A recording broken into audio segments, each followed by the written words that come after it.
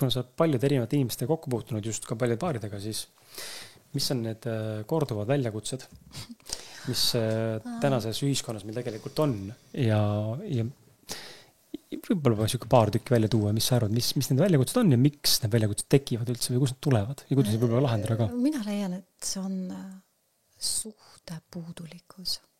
See, kus inimesed kaotavad kontakti teineteisega. Ja ma mäletan, kui ma suhteteraapiat õppisin või baariteraapiat, siis meie õpetaja ütles Rebecca Sears, et kui kaks inimest teineteist leiavad, siis neil on üks ja sama haav. Lihtsalt see avaldub erinevate nurkade all, et teil on ühesuurune pagas. Tavaliselt ühel on nähtav ja teisel on nähtamatu. Ja ma olin, mida? Minul ja siis sellel minu eksil küljel ühesugune haav on ja ma olin täiesti selline, et mis mõttes. Ja tegelikult tal oli väga õigus. Ja nüüd see viimane paar, kellega ma viimati töötasin, no üks ja sama haav. See, et sa ei kuula mind, sa ei märka mind. Ja kuidas kaks inimest ei oska teine teisega suhelda. Et üks muudkui raiub, et näed, et sa ei tee seda teist ega kolmandat on ja teine läheb kaitsesse, et mis mõttes ma teen ju kõike. Ja kui ma proovin seletada, et kuula teine inimene ära.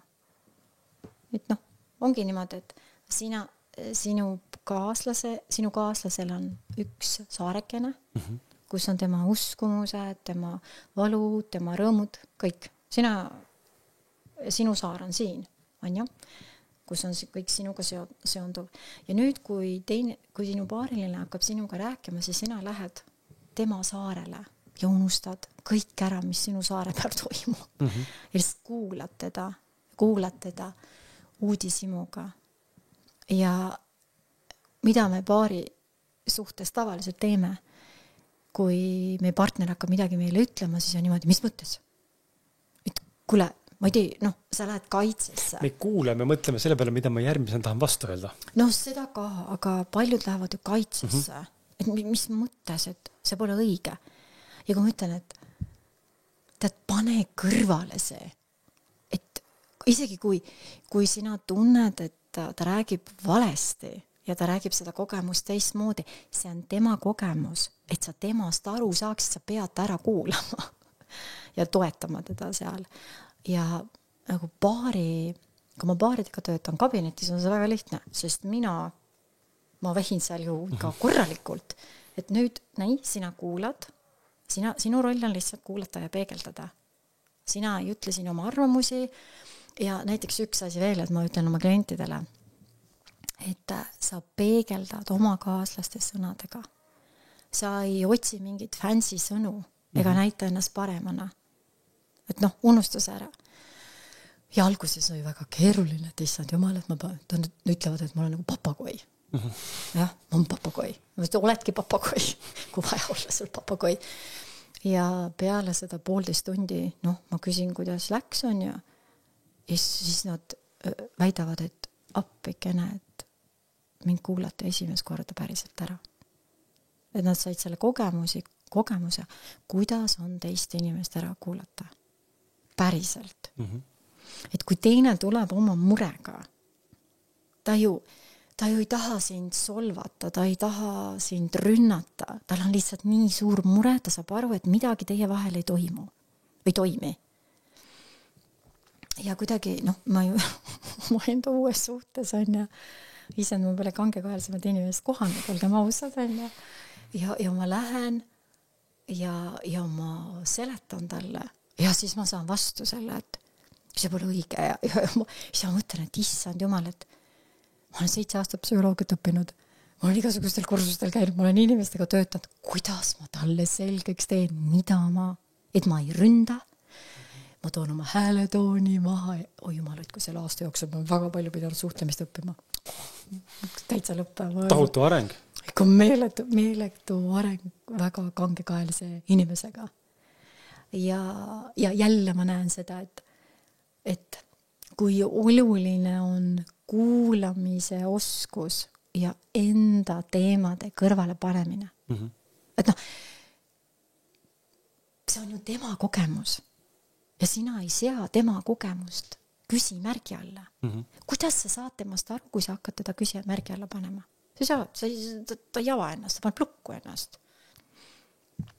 Ja seal teraapiakabinetis ongi kõige ägedam, et noh, mina ei ole ühtegi paari kohanud, kes hakkab ütlema, et see on täielik jama.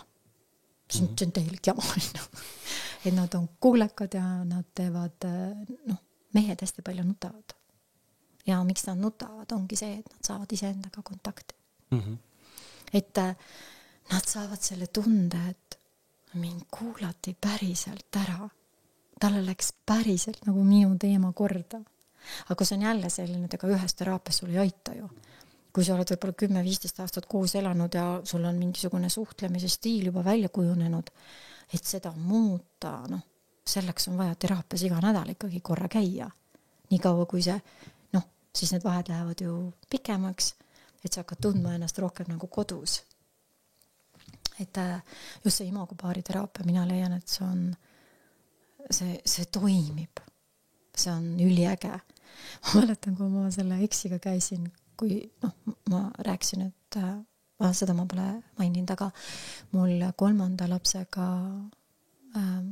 mul oli ka sünnitusjärgne depressioon, aga see avaldus täiesti teistmoodi. Minus sai mingisugune kanaema, ma ei andnud seda last mitte kellegile.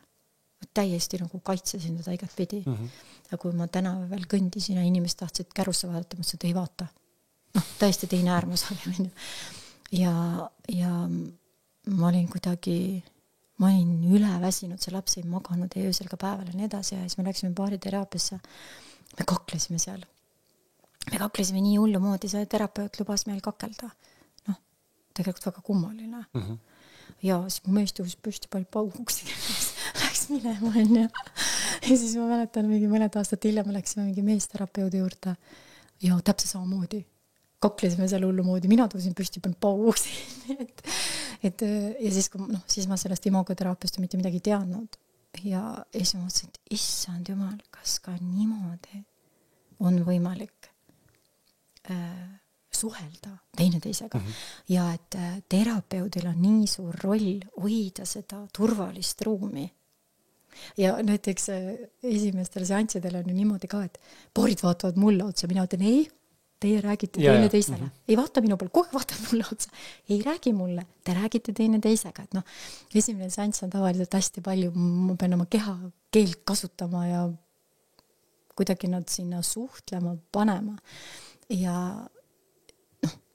ega olgem ausad, see suhted, paari suhe on ju tegelikult üks kõige keerulisemaid asju, on ju. Selles mõttes, et kui sa kedagi väga-väga armastad ja ta ei oska sul suhelda nii nagu sina ja sa punnitad ja ta kõik su triggerid toob esile, ta peegeldab kõike sinu külge võib-olla, mida sa ei tahagi ise näha. Et aga mina leian ka seda, et paarissuhe, mis ei toimi, lõhub meid väga, aga paarissuhe, kui sa õpid suhtlema, see tervendab sind täiega. Mitte keegi ei saa sind paremini tervendada kui sinu partner, kes päriselt hoolib. Ja ma mäletan selle lahutuse protsessis, ma mäletan, kas ma olin 7 või 8 kuud, olin üksi ja kõik andsid mulle nõu. Ära mine suhtesse. Leia ise ennast.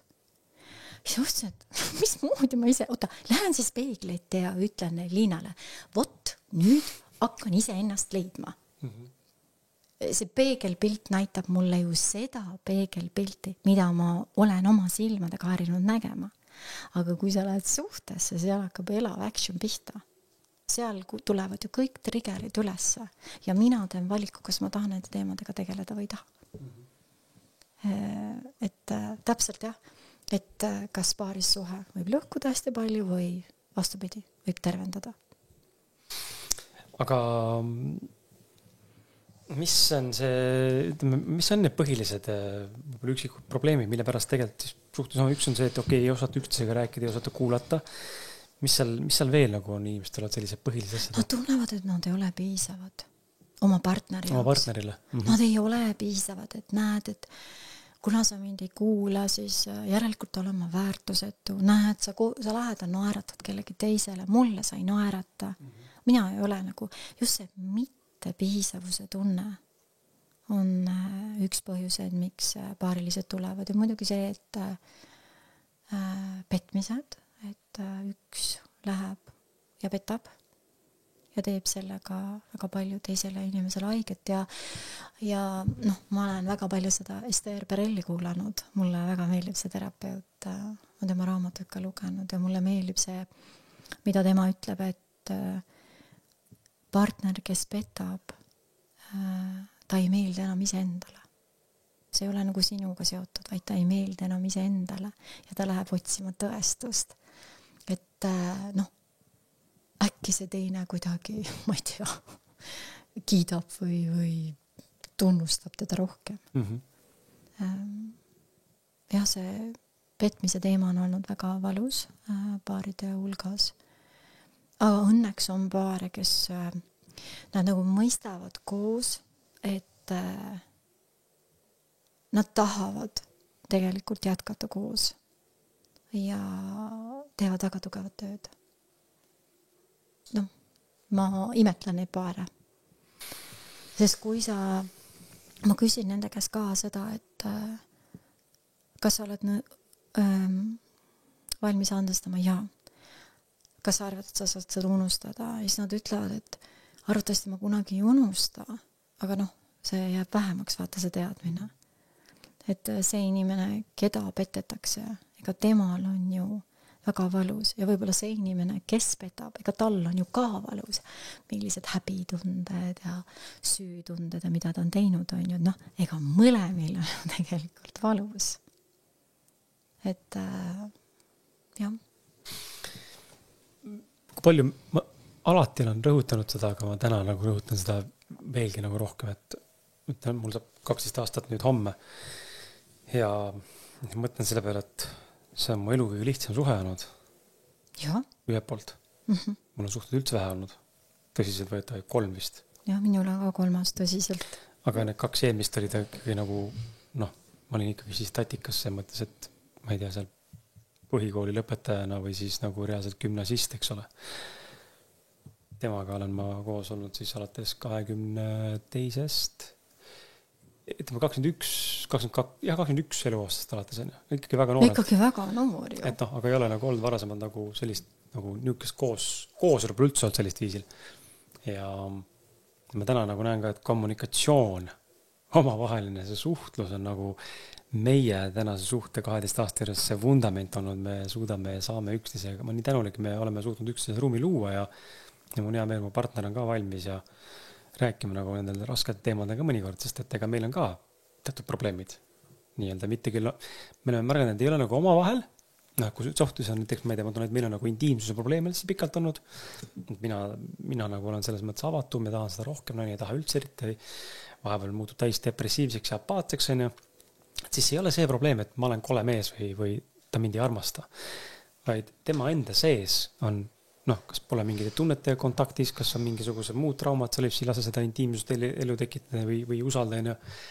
Ja eks noh, on mingid triggerid olnud siin, aga ma näen seda, et see kommunikatsioon ja suhtlemine nendel noh, mõne mõttes isegi ebameeldivate raskete teemade, kus ka laual on see jutt, et äkki peaks laiali minema siis, et äkki see ei olegi lahendatav meie puhul. No, et see ei ole nagu üksusega seotud, aga ta kaudselt nagu on ja siis me jõuame ikka sinna kohta, et ega see uus partner ei lahenda ära seda jama, mis sul on. Sest sa võtad selle kaasa, ja see võib-olla süveneb isegi. Loomulikult. Et noh, see ei ole partneriga otseselt nagu seotud, vaid see on sinu enda sees, eks ole, ja noh, omavahel siin suhtes ta tuleb nii jõuliselt pinnale, mina toon, eks ole ka, ütleme seksuaalse mõttes, mina käin ja utsitan ka, kuule, kas täna saab? Põhimõtteliselt, no enam-vähem nagu tooretel, mina olen nagu aktiivselt kogu aeg nagu küsin, eks ole, nagu toon teemat esile, lähenen, ja siis tema on nagu noh niimoodi. no ta läheb ju lukku, ja siis ma pean õppima navigeerima, kuidas nagu tulla vastu, olla sossutada, hoida seda ruumi, et tal tekiks see endal see iha ja soov, ja see on siuke mäng, aga seda mängu, seda ei saaks lahendada, kui meil ei oleks seda kommunikatsiooni nende raskete teemade ka. Sest see on väga keeruline teema. No on, jah. Seksuaalsuse teema on väga-väga keeruline teema just siis, kui ühel on nagu päris suured vajadused, on ju, teisel on minimaalsed vajadused ja kui nad kahekesi on koos, et aga mida siis teha? No meil on siuke olukord just. Ongi, et mida siis teha? Siis tulebki rääkida avatult ja ausalt, võib-olla ka öelda asju, mis võib teisele inimesele haiget teha, et panna need kaardid lauale. Sõbralikult lauale. See on hästi oluline, kuidas seda teha. Et see on nii tundlik teema. Seksuaalsus on tõesti väga tundlik teema ja meie tajume seda seksuaalsust ju väga erinevalt. Noh, näiteks mõni ütleb, et tema kõrgem seksuaalsus on see, kui teda kallistatakse. Et noh, et teda kallistatakse ja silitatakse ja see akt ise, et noh, seda võib igaühega teha. Ja teisel on võib-olla see, et aga mina tahangi olla nagu, mina tahangi seda seksuaalakti, sest see on mulle oluline, siis ma tunnen, et see oleb mulle nii lähedane ja nii edasi. Aga mida siis teha? Mida siis teha? Kuidas siis nagu lahendada? Ja mina kompromissidesse ei usu. Sest minu jaoks on see, et kui meie lähme kompromissile, näiteks, et sina otsustad, et noh, okei, et tema tuleb sulle vastu, tema näitab rohkem seda vajadust, on ju, ja sina minimeerid, siis tegelikult mitte kumbki ei saa seda, mida te teete. Või siis lihtsalt teete niimoodi, et mingi 2 nädala jooksul on sinu soovid, number 1, on ju, ja 2 nädala, või noh, üle nädala, ise mina ei tea, kuidas te kokku lepite, on ju, siis on tema soovid. Et tema teab, et kui tema nädal on, siis tema saab hingata ja kui sinu nädal on, siis sina saad oma vajadustega tegeleda, et noh, minu jaoks on, mina pooldan selliseid lahendusi, kus mõlemad saavad kogeda seda, mida nad vajavad. Mitte, et sa seal kärbid või annad juurde. Ja paljud paarid ei räägi sellest on väga piinlik rääkida. Mõtle, kui ma palju paarid lähevadki lahku tegelikult. Tänu sellele, et nad ei või nad otsivad kõrvalsuhteid. Just. Ma arvan, et see kõrvalsuhte otsimine isegi võib-olla nagu reaalsem. Noh, kui palju on olnud neid hetki, kus ma kujutan ette, et nagu standard nagu sellises olukorras, kumb partner minu nagu sellisest, kus see teema oli kestud 12 aastat. Kujutate, see on päris väga sügav nagu naise teema sees. Aga kuhu te olete nagu välja jõudnud? Me oleme jõudnud sinnamani välja, et me saame aru sellest, et tema sees on see, me nimetame poolnaljaga seda seksikiisuks, et see on nagu olemas, see päris soov. Aga pole aktiivne. Aga see on nii passiivses olekus kogu aeg.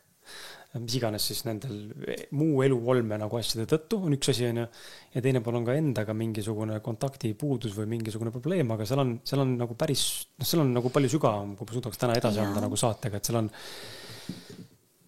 täitsa huvitavad asjad on hakanud välja tulemas, ja kui me oleme käinud erinevates teraapiates koos, mitte koos, seksterapeudi juures rääkimas, me oleme mõelnud, äkki on probleem ikkagi nagu meis, vaata, ei ole, me jõuame alati sinna, et see on isiklik enda teema, mis kandub edasi või mida ma projitseerin siis nii-öelda suhtesse lauale sellega, et meil on seksuaalne probleem. Tegelikult ei ole nagu probleemi, kui me seksuaalselt koos oleme, siis on kõik toimib. Klapp on suurepärane, aga seal on individuaaltasandil on mingid asjad, mis ei lase selle asjal nagu voolata ühelt poolt. Teiselt poolt nagu laseb. Ja siis ma mõtlen ka, et kui ma nüüd käid seal terapeutide juures igal pool, et siis saad mingit infot, aga mida selle infoga praktiliselt peale hakata? No see on... Et kuidas äratada see nii-öelda kiisu? See on katsetuse küsimus. Üks näide oligi see, et ma viisin, seesama näide ilma naljata, et läksin tantsisin taga.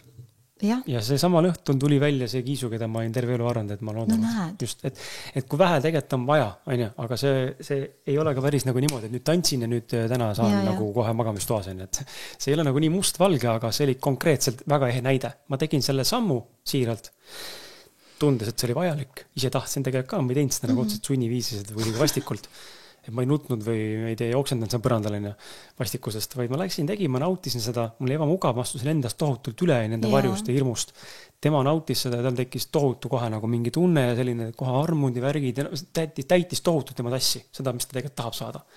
Et noh, me oleme õppinud üksteist tundma läbi selle, mis on ühele nagu vajalik ja me oleme hakanud jõuma sinna nendesse jutumärkides kompromissidesse, kus ma ei tea, praegu näiteks me teeme siin ühe välismaa seksterapeudi info alusel teeme 8-päevast seksi cleanse'i nii-öelda siis. Et on nagu iga päev mingid asjad, mida me teeme, noh, see läheb nagu järk-järgult on rääkimised, on seal mingid, ma ei tea, koos hingamised, koos olemised. Siis lõpuks võib olla, kui on tunne, jõuame sinna, et me siis astume akti ka. Et teil on nagu survestatud tegevus, või siis teen mina mingeid asju, ma ei tea, viinda kohtingule, kingin lilli, teen massaaži, panen küüned põlema, teeme sauna, räägime juttu, minul loomulikult on oma soov agenda taustale loomulikult arusaadav, aga ma teen seda viisi, kuidas talle on nagu tegelikult suudab ennast avada, tal on mingi hoitud ruum, samas tema tuleb sellega vastu, et tegelikult annab võimaluse, et me üldse loome selle ruumi, muidu on see, et nagu ei cancel, mind ei huvita, ma ei taha, ma ei ole praegu lainel, et me oleme õppinud nagu üksteist sellega tundma, et okei, mis sa arvad, kui annaks nüüd sel perioodil praegu selle võimaluse, vaatame, kas me jõuame kuskile, kui jõua, hea küll, mina saan midagi, noh, tema annab siis selle võimaluse, et aga äkki tekib ka tal mingi tunne.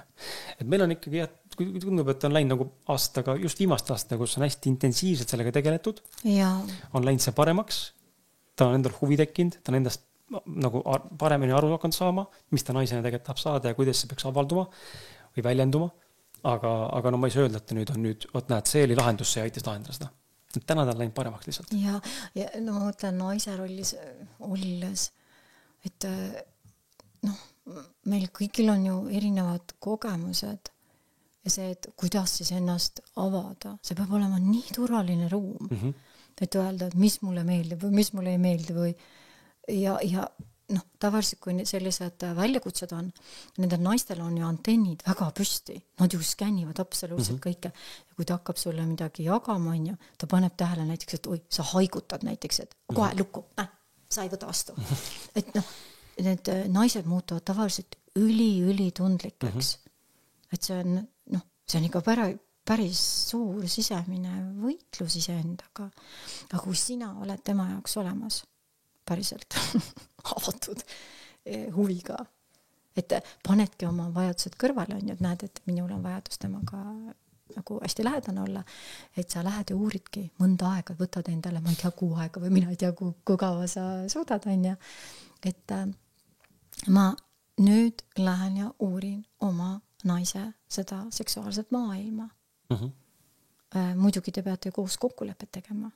Et noh, et mis tal on okei ja mis sulle on okei, et kogu aeg te peate rääkima ja need kokkulepped võivad ju muutuda, kui näiteks sina tunned, et oot, nüüd on see mulle hakkab ebamugavaks minema või talle hakkab ebamugavaks minema, siis te teete uued kokkulepped, et see ongi see koos arenemine. Ja just. Ja nagu raskete hetkede nagu läbi rääkimine, kui mina saan nii-öelda jutumärkides oma lähenemistega korvi, eks ole, ma tegelikult mind see haavab, tegelikult teeb lõpuks haiget. Mingi, et vahepeal mõtlen, et huvitav, kui ma pole ikka allunud veel. Et lihtsalt tekib see koht vahepeal, et issand, ma nii palju korvisend oma naiselt. Et nagu see on hämmastav lihtsalt. No, praegu me naerame siin, aga tegelikult... Ei, mul on ikka tohutu valu olnud mingites hetkedes, aga samal ajal ma saan aru sellest, et see on nagu, ma näen seda, et see on lahendatav. Kui ma kohtusime esimest korda temaga, siis mul oli ära tundmine, ta astus ruumis sisse, ma olen raamatus kirjutan ka, ta astus ruumis sisse ja mu pilt tabas teda ja mul oli teadmine, et temast saab minu naine, mu laste ema. Mul lihtsalt oli nagu niimoodi, kõik, see info tuleb, boom. Ja ma ei teadnud midagi tast. Ei nime midagi, ta ei tegelikult suhtes üldse omakorda veel ja täna oleme siin meil on 6-aastane tütarine. Et me tegelikult on nagu super suhe, aga lihtsalt see on suur katsumus olnud meil ja ma näen seda, et mina olen tulnud talle seda armastuse poolt tohutult õpetama. Mul on see nii palju niimoodi, mis ta annaks just perekonnale. Aga tal on seda raske vastu võtta ja nii edasi, eks ole. See on hästi huvitav tegelikult teema.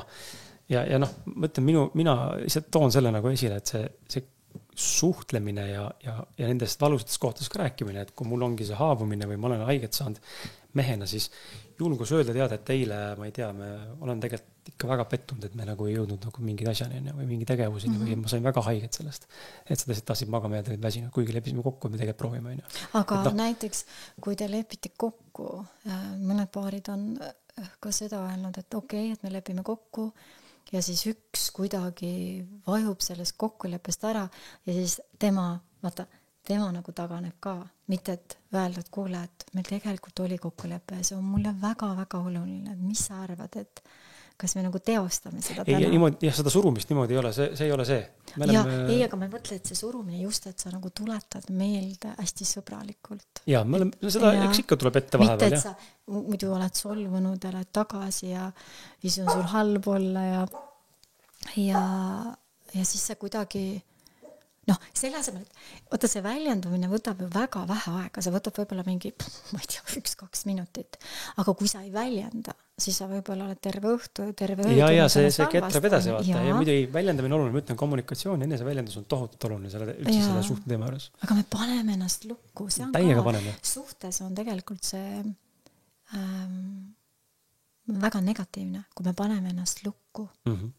Et me ei taha ju haiget saada ja me ei taha teist solvata ja 100 asja, aga lihtsalt väljenda sõbralikult, et mul on praegu väga ebamugav, et võin ma öelda, mida ma praegu soovin öelda, et kas ja väljendada ka niimoodi, et läbi enda, mitte et sa teist inimest süüdistad, sest temal tundub, et see teema on ka ju väga-väga selline ülitundlik ja kui sina paned kas või selle, et näed, et sa lubasid, siis ta läheb ju kohe plokki, vaid läbi enda, et see on mulle oluline, et mul oleks nii hea meel, kui sa tuled minuga kaasa. Ja, absoluutselt. Et sa tead, et meil on ju kogemus, et kui me oleme olnud, siis on meil kõik väga hästi on ja et jälle see, et läbi enda. Sest kui 2 inimest, kui neil on mingi hästi tugev väljakutse, siis nad on lihtsalt nii ülitundlikud. Et kuidas siis seal ülitundlikuna väljendada hinnast kõike läbi enda, et see on kunst, seda tuleb treenida. See võtab aastaid võib-olla aega. On tõsine profispordiala. Jaa. Aga võib-olla ka selle nurgalt vaadata, et sina kui ikkagi spetsialist, eks ole, ja professionaal, et kas iga suhe on nagu parandatav? Või on ka tegelikult peale vaadates suhteid, kus tegelikult on parem see, kui inimesed läheks laiali? Mina leian seda, et kui mõlemad inimesed soovivad selle suhtega tööd teha, panustada võrdselt, siis neid suhteid saab tervendada. Aga kui ma näen, et seal on ainult üks pool ja teine on juba tegelikult emotsionaalselt seal suhtest välja astunud, siis on parem minna lahku. Ja võib-olla jah, et see lihtsalt teine pool pingutab ja punnitab liiga palju ja ta kaotab iseenda ära. Sa tegelikult kaotad iseennast ära, kui sa oled ebavõrdses suhtes. Kui sa näed, et sinu partner ei taha enam panustada, siis sa ju hakkad tundma, et sa oled, ma ei tea, igasuses pole enam piisav ja sa ei ole väärtuslik ja hakkad otsima vigu iseendas. See on huvitav, et miks me hakkame vigu iseendis leidma? Miks? Et kui teine inimene mind ei taha, miks siis mina leian, hakkan vigu leidma, et kas ma olen siis liiga paks või ma olen liiga suur lobamokk või ma ei oska seda või keegi teine parem. Alati on keegi teine parem. Alati on keegi peenem, alati on keegi targem, ilusam ja mida iganes. Aga mina mõtlen seda, et kui mina kedagi armastan, siis vahet ei ole, et need on ilusamaid mehi ja targemaid. Minu süda ju tahab ju ainult selle inimesega koos olla. Minu süda tahab ju, et meie suhe õitseks ja et meil koos on hea olla. Ja see, kui mingid teised, näiteks mina ju tantsin väga palju, ma saan hästi palju komplimente meeste käest, aga need ei tähenda mulle mitte midagi. Tore on kuulda, aga seal ei ole seda suurt tähendust. Jälle vaata jõuame ema teemani, et mina tahtsin tähelepanu oma ema käest saada, ma tahtsin tunnustust saada, tahtsin võib-olla, et ta mind ka kallistab, mida ta ei teinud. Et need, kui sinu süda on hõivatud, siis sa näed ju seda inimest ainult ja sa tahad selle inimesega koos olla. Just. Aga sa ei tohi ka niimoodi kogu aeg nagu ennast ohverdavalt seal suhtes olla. milliste teemadega peale selle, et või noh, kas ütleme, kas sinu poole saab pöörduda ainult nagu konkreetse baariteraapia puhul konkreetse mingisuguse murega ala, et ongi nüüd siis, ma ei ütle, et see on seksterapeut, aga intiimsus või on see, ma ei tea, mingi kodune pere ja tööjaotus või milliste nagu baari teemadega saab sinu poole pöörduda? Vahet ei ole, sest tavaliselt ega nad ju päris täpselt ju ei tea, mis nihkes on, lihtsalt tunnevad, et midagi on lappes, nad tunnevad hästi suurt rahulolematust. Et noh, siis seal teraapias ju selgub tegelik tõde, et mis tegelikult haiget teeb. Aga kuidas see töö sinu välja näeb? Räägime korra sellest poolest ka, kuidas sina saad inimesi päriselt aidata ja kuhu nüüd jälle kirjutama peaks või kuidas sinu ühendust võtta ja millega peab päriselt arvestama nüüd sellega, kui ma otsustan täna kuulan praegu seda saadet, mõtlen, et issand, Liina räägib nii toredaid juttu, ma tegelikult tunnen täiega ära, et tahaks nagu tulla ja saan oma partneriga nõusse või siis tulen üksi esialgu. Aga kuidas see protsess välja hakkab nägema siis? Seal oleneb, kas ma kabinetis nõustan või ma ju teen läbi interneti ka. Ja. Antud kontekstis me räägime ilmselt läbi veebi, sest enamus ilmselt, kes kuulavad, on eestlased. Meie lepime, tavaliselt ma saadan meili või siis telefoni teile annan teada, et kuidas nad ennast ette valmistavad. Nad istuvad ühes ruumis ja neil on hea arvuti, et kuidas see hakkab olema. Et siis ma ei pea seletama selle 1,5 tunni jooksul ja siis mina hakkan küsimusi esitama ja nemad hakkavad siis seal oma nagu teineteisega, üks kuulab, teine peegeldab, teine kuulab, siis esimene peegeldab ja terapeudina ma ju tean, et näiteks kui see tunnustamine on läbi tunnustamise tulevad inimeste vajadused, et millised vajadused on rahuldamata ja need teemad nagu ette võtta. Sest kujutad ette, et sa oled suhtes ja sinu vajadused on rahuldamata. Sul on ju halb olla siis. Ja inimene nad ei olegi teineteisega rääkinud. Vaid on sellised kaklevad mingi olme asjade pärast, kes ma ei tea, süüa vitsid või koristada. Tegelikult seal taga midagi muud. Just. Näed, et sa ei pea mind piisavaks, viskad oma sokid maha. Või näed, et sa ei tee mulle süüa, et sa ei pea mind oluliseks, et ma tulen koju, et mul oleks soe toit laua peal. Et seda ma olen mõelnud, et mis nagu aitab inimesi et kas see on, kui tulla individuaalteraapiasse, sinna regressiooniteraapiasse või baariteraapiasse. Minu enda kogemus on, et baariteraapia aitab kuidagi kiiremini aru saada, mis on nihkes ja mis vajadused on rahuldamata. See on üks inimene võrrandis või sees? Ja see üks inimene saab päris palju aidata teist inimest. See olme teema näide, mis just tõid, see on nii hea point, sest ma ise olen alles hiljuti ka naisega avastanud seda, et me näeme seda, et kui me hakkame üksteisega inetult rääkima, üksteisega nähvama, siis teinekord väga tihti see tuleb sellest, et enda sees on pulbitsenud mingisugune jama, mis on tegelikult mingi vajadus, mis on rahuldamata. Minu puhul siis see seksuaalne pool, eks ole, intiimne pool, nii-öelda füüsiline pool. Temal siis võib-olla midagi muud, oma aeg või mis iganes asi see on seal taustal. Ja siis ta hakkavad tulema need mingid nõmedad äraütlemised ja vanemised. Need on küll väga harva, aga hakkavad tulema ja nii kui ma ütlen seda, ma kohe märkan ka. Ja siis ma ütlen ka taastale, et vaat kui tore, et nüüd me oleme jõudnud nagu siia kohta, kus me hakkame nagu üksteisega inetult rääkima tegelikult tea, mis tegelikult taust juurva põhjus tegelikult on, et tegelikult äkki tõmbaks korraks tagasi, et vabandan, et ma nagu närvi läksin või ärritusin ja niimoodi ütlesin, aga et äkki võtaks õhtuse aja ja korra räägiks, vaata, peatuks sellele, et tegelikult on vaja rääkida. Aga kas sa oled talle ka kindlasti ma arvan, et sa oled väljendanud, et mis sinu sees toimub, mis lugu hakkab sinu peas ketrama, kui tema sinuga ei soovi olla. Me oleme rääkinud jah, et seda sai üksteise räägitud ikka palju ja seksterapeudi juures käimine avas nagu uusi nurki samadele teemadele, päris nagu huvitavalt. Ja sealt tuli ka nagu enda jaoks ka mingeid uusi teemasid välja, mis ma polnudki varem mõelnud, et nüüd tulen selle koha pealt selle teemaga päris huvitav, ei ole varem mõelnud, aga vist võibki niimoodi olla. Et seda niisugust avatust on olnud, et selline filtrita vaba hinnanguteta ruum on meil täitsa olemas, isegi kui me mõnikord, ma ei tea, 10 korral ühest korrast lähme närvi ja jätame korraks vestluse pooleli sel teemal enne, sest et see ikkagi see on ikkagi nagu noh, jah, naisel viskab kiiremini vist tavalistel, aga mulle, et ta läheb tõmbab lukku selle teema juures. Et aga see aitab, jah. Me lähme ju lukku siis, kui me ei kuula. Vaata, me lähme lukku siis, kui me lõpetame teise inimese kuulamise ja meie enda mõtted tulevad sisse ja tuleb see, issand jumal, jälle oleme samas kohas, jälle me nagu takerdume ja siis ma enam ei jõua. Ja on see ruineerimine nii-öelda pihta.